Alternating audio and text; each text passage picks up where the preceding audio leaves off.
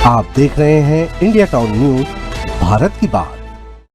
प्रधानमंत्री जी कह रहे हैं मैं भ्रष्टाचार से लड़ रहा हूं। देश के सबसे बड़े चोर, उचक्के और डकैतों को उन्होंने अपनी पार्टी में शामिल कर लिया। जिन लोगों को 10 दिन पहले मोदी जी कहते थे 70,000 करोड़ का इसने घोटाला कर दिया, थोड़े दिन के बाद उसी आदमी को अपनी पार्टी में शामिल करके किसी को डिप्टी सीएम बना देते हैं, किसी को मंत्री बना देते हैं और उनके सारे ईडी और सीबीआई के मामले खत्म कर देते हैं। नमस्कार, आप देख रहे हैं इंडिया टाउन न्यूज। मैं हूं आपके साथ कमर गौस। आइए बात करते हैं नेशनल पॉलिटिक्स की।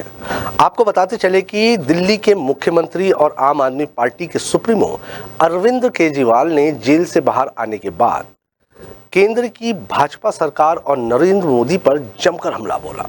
साथ ही उन्होंने कई बड़े दावे भी किए। उन्होंने दावा किया कि 4 जून के बाद देश में मोदी सरकार नहीं रहेगी। केजरीवाल ने यह भी कहा कि मोदी जी रिटायर्ड होने वाले हैं और फिर योगी आदित्यनाथ को साइडलाइन करते हुए अमित शाह को प्रधानमंत्री बनाएंगे। दरअसल केजरीवाल ने कैनॉट पैलेस में हनुमान जी के दर्शन के बाद दिल्ली के आम आदमी पार्टी के दफ्तर में एक सभा बुलाई, जिसमें मीडिया के साथ साथ आम आदमी पार्टी के कार्यकर्ता बड़ी संख्या में मौजूद थे। केजरीवाल के जेल से निकलने के बाद ये पहली सभा थी जिसमें केजरीवाल के साथ साथ पंजाब के मुख्यमंत्री भगवंत मान, संजय सिंह, सौरभ भारद्वाज, आतिशी सहित आम आदमी पार्टी के तमाम नेता मौजूद थे। इस सभा में उन्होंने बीजेपी पर हमला करते हुए कहा कि ये लोग इंडिया गठबंधन से पूछते हैं कि उनका प्रधानमंत्री कौन होगा। मैं बीजेपी से पूछता हूं कि आपका प्रधानमंत्री कौन होगा। पीएम मोदी 17 सितंबर को 75 साल के हो रहे हैं। उन्होंने नियम बनाया है कि पार्टी में नेता 75 साल के बाद रिटायर्ड हो गए। लाल कृष्ण आडवाणी, मुरली मनोहर जोशी, सुमित्रा महाजन और यशवंत सिंह रिटायर्ड हो गए और अब 17 सितंबर को पीएम मोदी रिटायर्ड होने वाले हैं। अगर उनकी सरकार बनी तो 2 महीने के भीतर या पहले योगी आदित्यनाथ को निपटाएंगे और फिर अमित शाह को देश का प्रधानमंत्री बनाएंगे। पीएम मोदी अमित शाह के लिए वोट मांग रहे हैं। क्या अमित शाह मोदी की गारंटी पूरी करेंगे?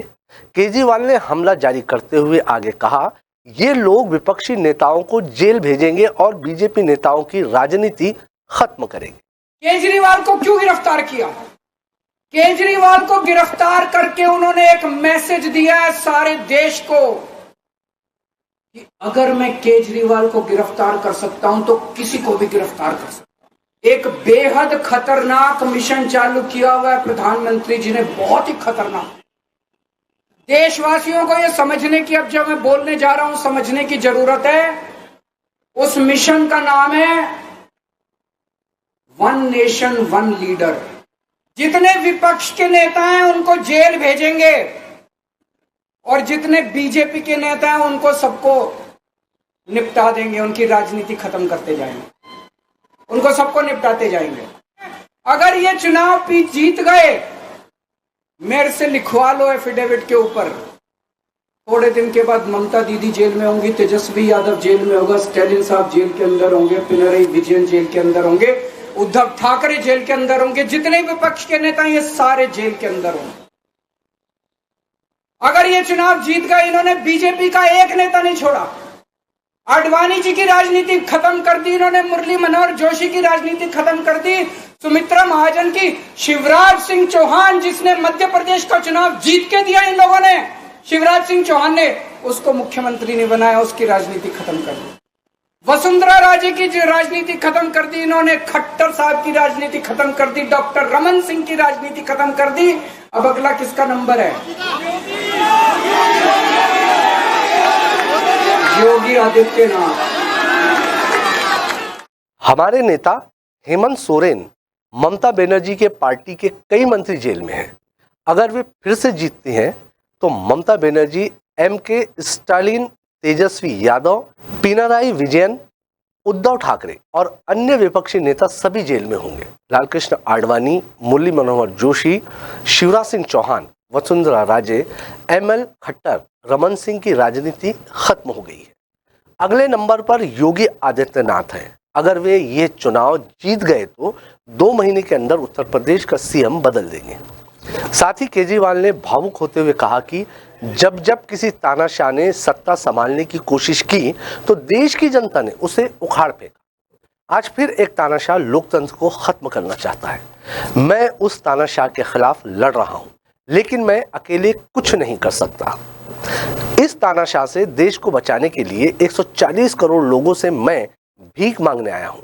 सुप्रीम कोर्ट ने मुझे 21 दिन का वक्त दिया है। मैं पूरे देश में घूमूंगा। मेरे खून की हर बूंद देश के लिए है। अगर ये चुनाव जीत गए, मेरे से लिखवा लो, 2 महीने के अंदर उत्तर प्रदेश का मुख्यमंत्री बदल देंगे। योगी आदित्यनाथ की राजनीति खत्म करेंगे, उनको भी निपटा देंगे। यही तानाशाही है दोस्तों। 1 नेशन 1 लीडर ये चाहते हैं। एक ही तानाशाह इस देश के अंदर बचेगा, एक ही तानाशाह इस देश के अंदर बचेगा। जब इस देश के ऊपर तानाशाहों ने कब्जा करने की कोशिश की, लेकिन हमारे देश के लोगों ने उन तानाशाहों का तख्ता उखाड़ के फेंक दिया। जब जब हमारे देश में ऐसा मौका आया कि तानाशाह ने हमारे देश के ऊपर कब्जा करने की कोशिश की, इस देश की जनता ने उसका तख्ता उखाड़ के फेंक दिया। आज एक तानाशाह इस देश से जनतंत्र खत्म करना चाहता है। आज एक तानाशाह इस देश से लोकशाही खत्म करना चाहता है। मैं पूरे तन मन धन से लड़ रहा हूं, संघर्ष कर रहा हूं उस तानाशाह के खिलाफ। 140 करोड़ लोगों का साथ चाहता हूं मैं।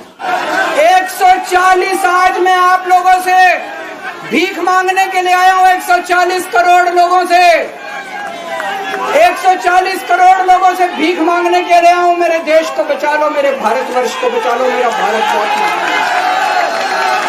इस तानाशाही से बचा लो मेरे दोस्त, मेरे देश को। मैं सुप्रीम कोर्ट का बहुत बहुत शुक्रिया अदा करना चाहता हूं। उन्होंने 21 दिन दिए हैं। एक एक दिन में 24 घंटे हैं। मैं एक दिन में 24 में से 36 घंटे काम करूंगा।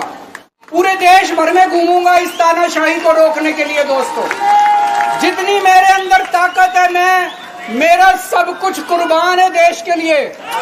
मेरा तन मन धन सब कुछ कुर्बान है मेरे देश के लिए। मेरे खून का एक एक कतरा मेरे देश के लिए, मेरे शरीर का एक एक कतरा, मेरी जिंदगी का एक एक पल मेरे देश के लिए। आखिर में केजरीवाल ने कहा कि 75 साल में किसी भी पार्टी को इतना परेशान नहीं किया गया। प्रधानमंत्री कह रहे हैं कि वो भ्रष्टाचार से लड़ रहे हैं, लेकिन सारे चोर उनके पार्टी में। 10 दिन पहले जो कहा गया था घोटाला किया है, उनको अपनी पार्टी में शामिल कर डिप्टी सीएम और मंत्री बनाया गया।